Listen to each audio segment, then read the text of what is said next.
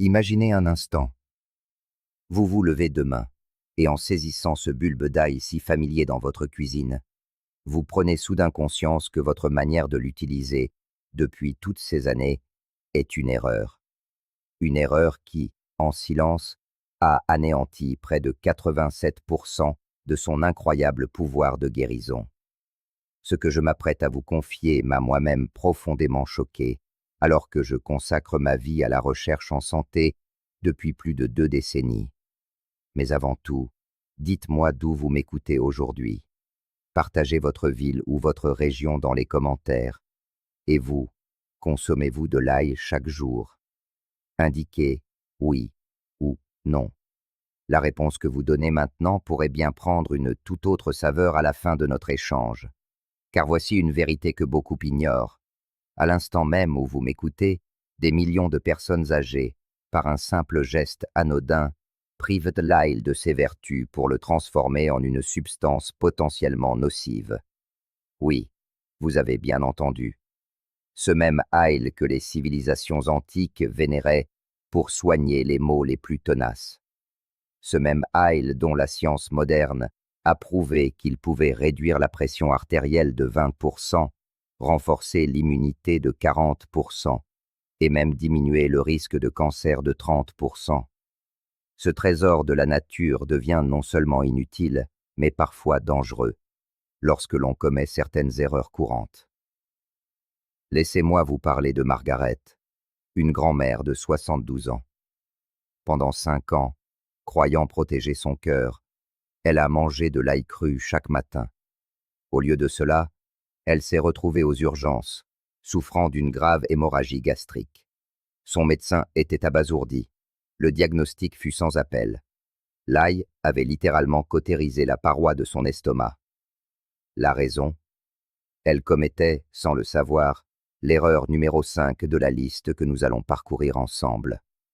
Aujourd'hui, je vous dévoile les 10 erreurs les plus dévastatrices que près de 92% des personnes de plus de 60 ans commettent avec l'ail.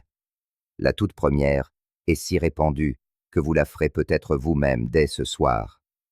Et le plus extraordinaire dans tout cela, corriger ces habitudes ne vous coûtera rien, ne vous prendra aucun temps supplémentaire, mais pourrait littéralement ajouter des années à votre vie. Avant de commencer, je vous invite à cliquer sur le bouton d'abonnement et à activer les notifications. Cette chaîne est entièrement dédiée à vous aider à vivre plus fort, plus sainement et de manière plus autonome après 60 ans. Chaque semaine, je partage des secrets scientifiquement prouvés que la médecine conventionnelle oublie parfois de mentionner. Et croyez-moi, ce que vous allez apprendre aujourd'hui pourrait faire toute la différence entre une vitalité éclatante à 80 ans et des difficultés dès 70 ans. Erreur numéro 10. Achetez de l'ail pré-épluché. Pensez à votre supermarché. Au rayon des légumes, vous trouverez ces petits bocaux si pratiques. Des gousses d'ail déjà nues, flottant dans un liquide, prêtes à l'emploi. Une solution astucieuse, n'est-ce pas? Un gain de temps et d'effort. Mais voici le secret que l'étiquette ne révèle jamais. Cet ail a déjà perdu jusqu'à 65% de son allicine avant même d'atteindre votre cuisine. Laissez-moi vous expliquer l'importance de ce détail.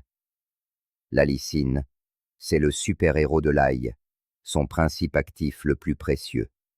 C'est elle qui combat les infections, protège votre cœur et fluidifie votre sang.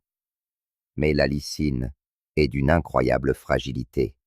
Dès que sa peau protectrice est retirée, un compte à rebours s'enclenche. Des études publiées dans l'International Journal of Food Science ont démontré qu'après une seule semaine, l'ail pré-épluché contient moins d'allicine qu'une gousse fraîche conservée 6 mois dans votre placard. Pire encore, la plupart de ces gousses sont traitées à l'acide citrique ou phosphorique pour préserver leur blancheur. Ces acides ne font pas que conserver l'apparence. Ils détruisent activement les enzymes nécessaires à la production d'allicine. Vous payez donc plus cher pour un ail que l'on a chimiquement dépouillé de sa force vitale. La solution est pourtant simple. Achetez toujours des bulbes entiers, à la peau fine et serrée. Ils resteront puissants pendant des semaines. Éplucher une gousse prend 10 secondes, mais ces 10 secondes peuvent faire la différence entre un remède médicinal et un simple condiment, aussi onéreux qu'inefficace. Votre cœur vous en remerciera. Erreur numéro 9. Conserver l'ail au réfrigérateur. Cette erreur en surprend plus d'un. On nous a toujours appris que le froid conservait les aliments, n'est-ce pas? Pas l'ail. L'atmosphère froide et humide de votre réfrigérateur est en réalité son pire ennemi.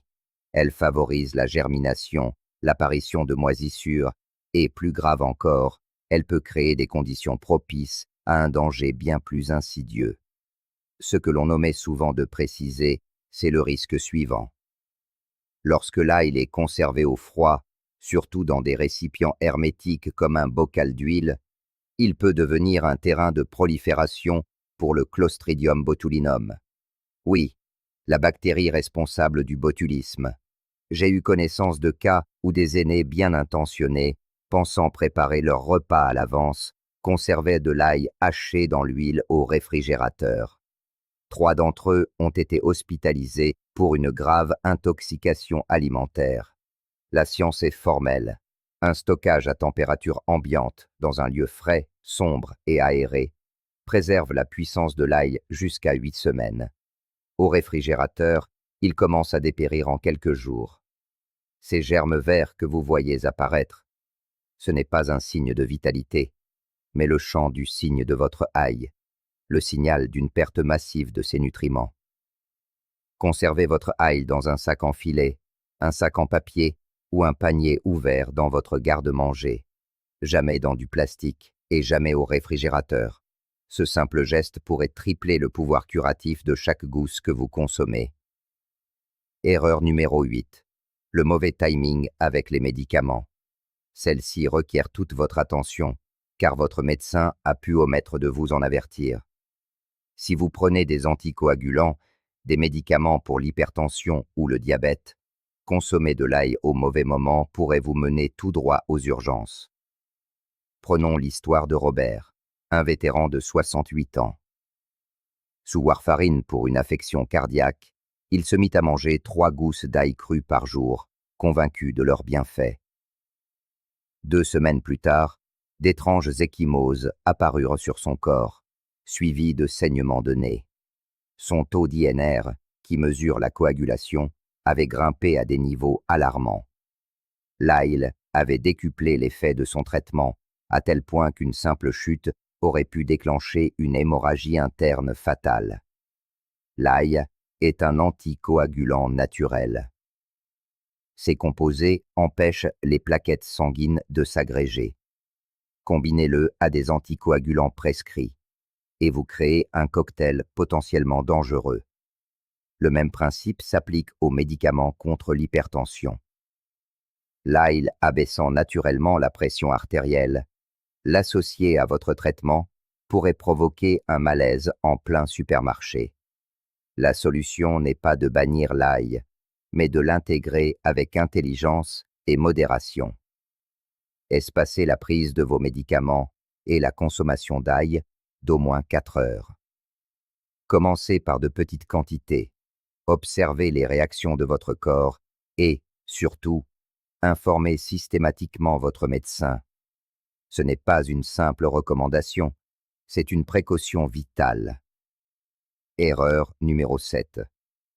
Ne pas laisser l'ail reposer après l'avoir haché. Les 10 minutes qui vont suivre pourraient bien être les plus importantes de votre journée en cuisine. Et je pèse mes mots. Lorsque vous hachez de l'ail et le jetez aussitôt dans la poêle, vous anéantissez l'essence même de sa puissance médicinale. Voici la révélation scientifique qui m'a fasciné. L'allicine, ce composé miracle, n'existe pas à l'état naturel dans la gousse. Elle ne naît que lorsque vous brisez les parois cellulaires de l'ail en le hachant, en l'écrasant ou en le mâchant. Cette action déclenche une réaction enzymatique. Mais, et c'est là le secret, cette alchimie demande du temps. 10 minutes, pour être précis. des chercheurs de l'American Society for Nutrition ont fait une découverte stupéfiante.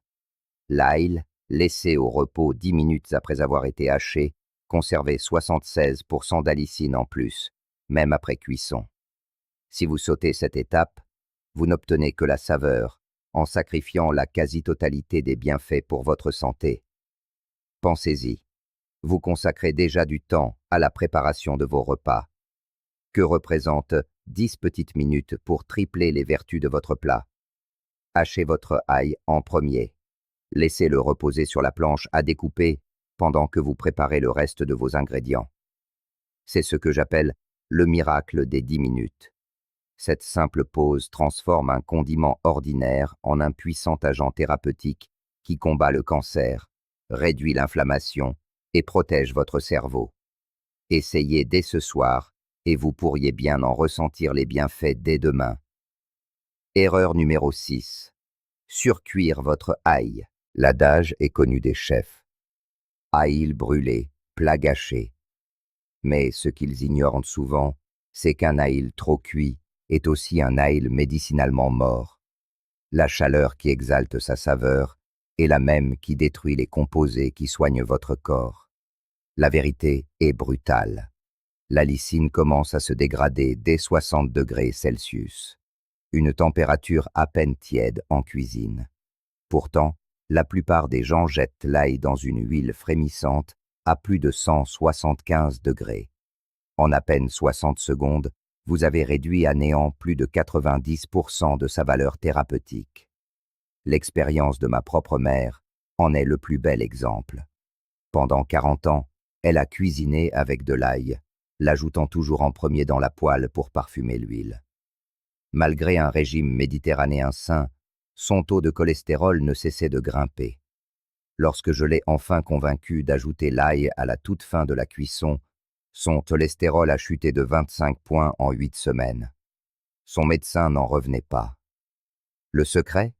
Incorporer l'ail dans les 30 dernières secondes de cuisson, juste assez pour libérer son arôme, sans détruire l'allicine.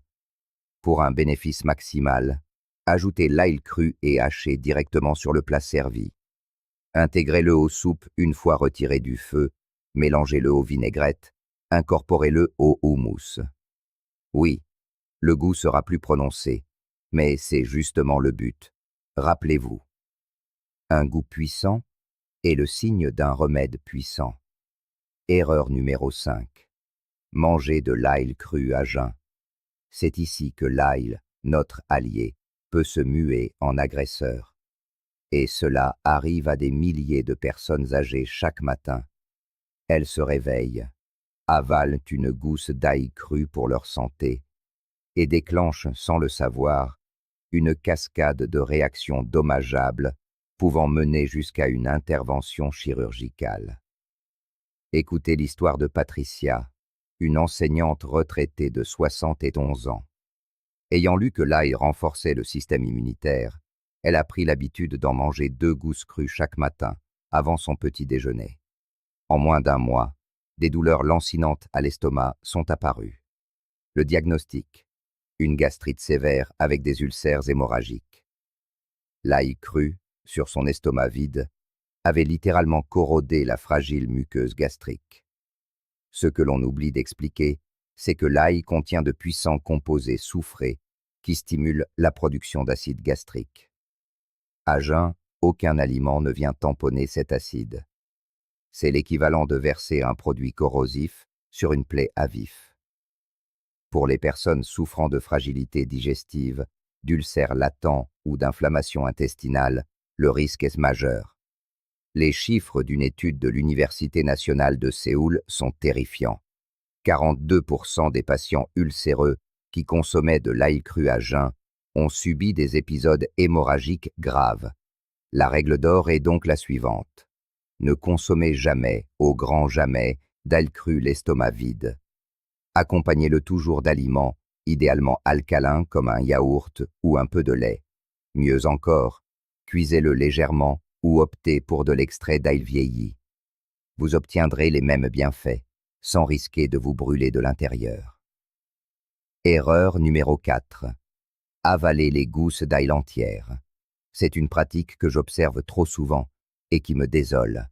Des personnes bien intentionnées avalent des gousses d'ail entières comme des pilules, espérant en obtenir les bienfaits sans en subir le goût. La vérité est sans appel. Les bénéfices sont quasiment nuls. Vous souvenez-vous que la lysine ne se forme que lorsque la structure de l'ail est brisée? Une gousse avalée entière traverse votre système digestif presque intact. Pas de rupture cellulaire, donc pas d'alicine et aucun bénéfice. C'est comme posséder un trésor dans un coffre dont on refuserait d'utiliser la clé. Pire encore, ces gousses entières peuvent causer de sérieux troubles digestifs. L'estomac peine à les décomposer, ce qui peut provoquer ballonnements, gaz et, dans de rares cas, des obstructions intestinales. J'ai vu des radiographies montrant des gousses d'ail intactes dans les intestins plusieurs jours après leur ingestion. Un essai clinique de l'Université d'Adélaïde l'a prouvé sans équivoque. Les participants qui avaient mâché de l'ail présentaient des concentrations sanguines de composés bénéfiques 400% plus élevées que ceux qui avaient avalé les gousses entières. C'est la différence entre un médicament et un placebo. La règle est donc simple. Écrasez, hachez ou mastiquez toujours votre ail. Oui, votre haleine s'en ressentira. C'est le modeste prix à payer pour une santé de fer. Si le goût est un obstacle, mélangez l'ail haché à du miel, intégrez-le à des smoothies ou des soupes, mais ne l'avalez jamais entier. Erreur numéro 3. Ignorez les signes de mauvaise qualité. Je vous invite à faire une petite expérience. Rejoignez-moi en pensée dans votre cuisine. Ouvrez le tiroir ou le placard où vous entreposez votre ail. Ces pousses vertes qui percent, ces zones ramollies, cette teinte jaunâtre. Ne vous y trompez pas. Ce que vous avez sous les yeux, c'est un ail qui a perdu sa vitalité, un ail qui pourrait même s'avérer néfaste.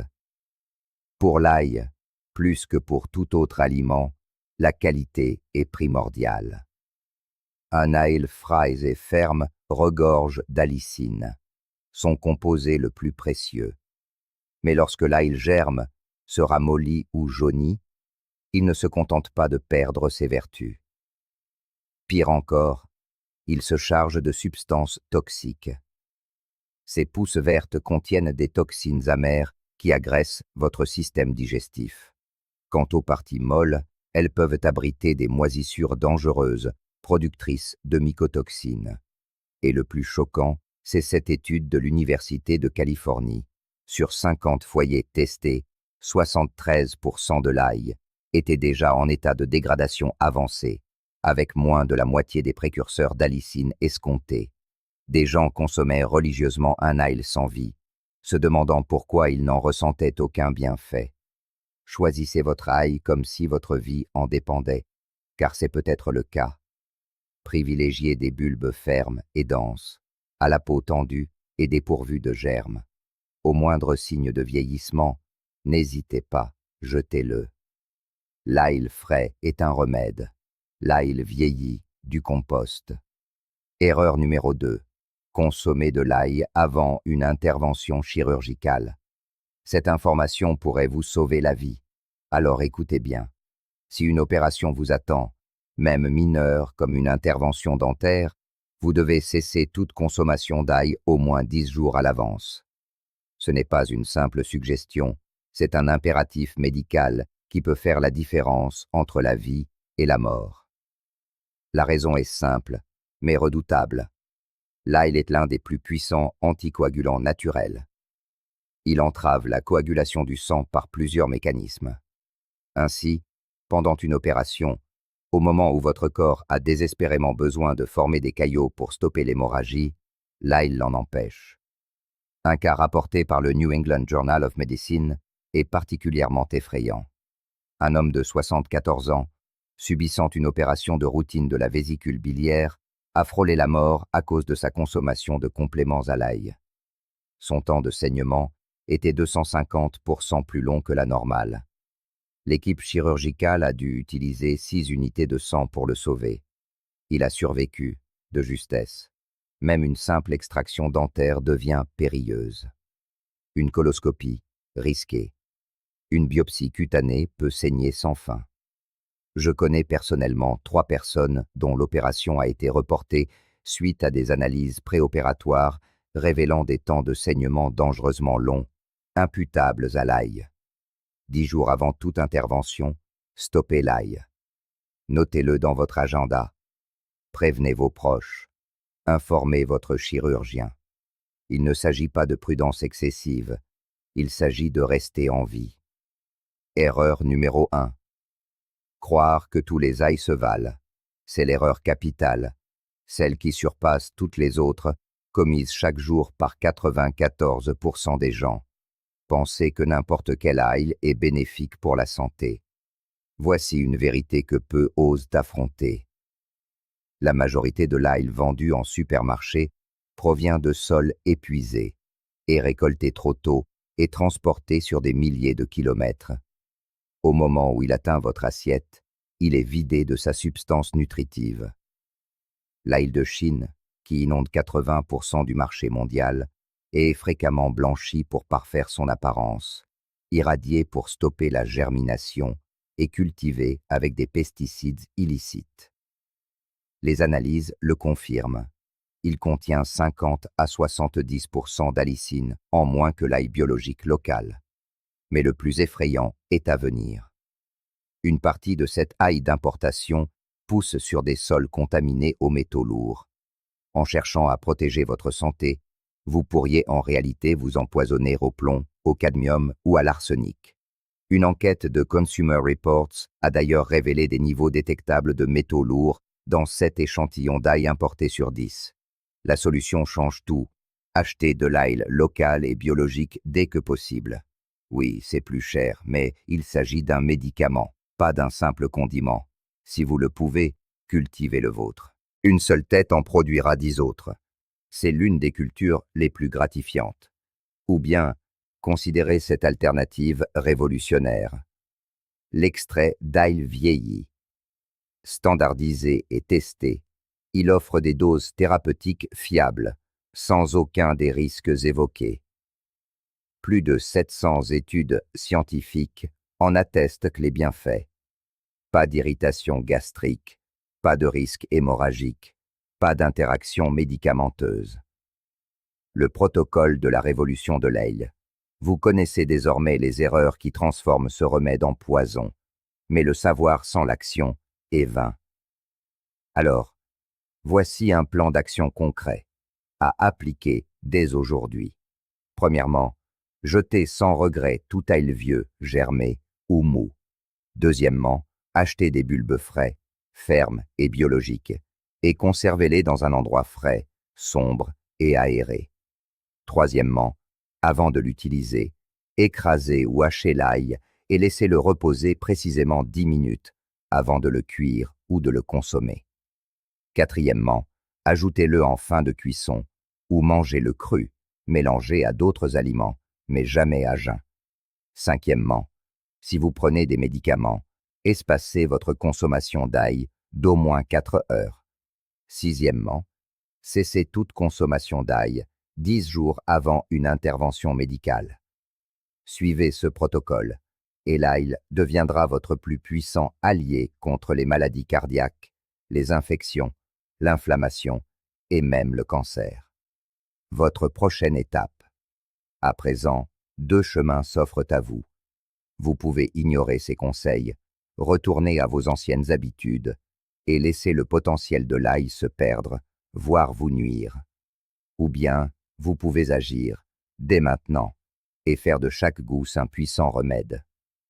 Voici ce que je vous propose. Allez dans votre cuisine, maintenant, et inspectez votre ail. Est-il frais et ferme, ou vieux et germé? Commentez ci-dessous pour me dire ce que vous avez trouvé. Si vous réalisez avoir commis l'une de ces erreurs, mentionnez son numéro. Et voici ma promesse. Je lis chaque commentaire. Durant les prochaines 48 heures, je répondrai personnellement à vos questions sur l'ail en lien avec votre situation. C'est une chance unique d'obtenir des conseils personnalisés, gratuitement. Si cette vidéo a été une révélation pour vous, un simple « j'aime » aidera YouTube à la diffuser plus largement.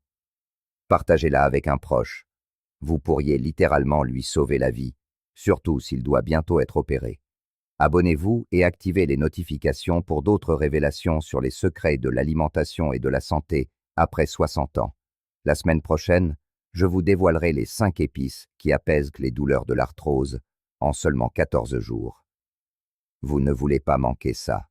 Rappelez-vous, votre santé n'est pas dictée par votre âge, mais par vos choix. Aujourd'hui, vous avez choisi la sagesse plutôt que l'ignorance, l'action plutôt que la passivité, et la santé plutôt que l'habitude.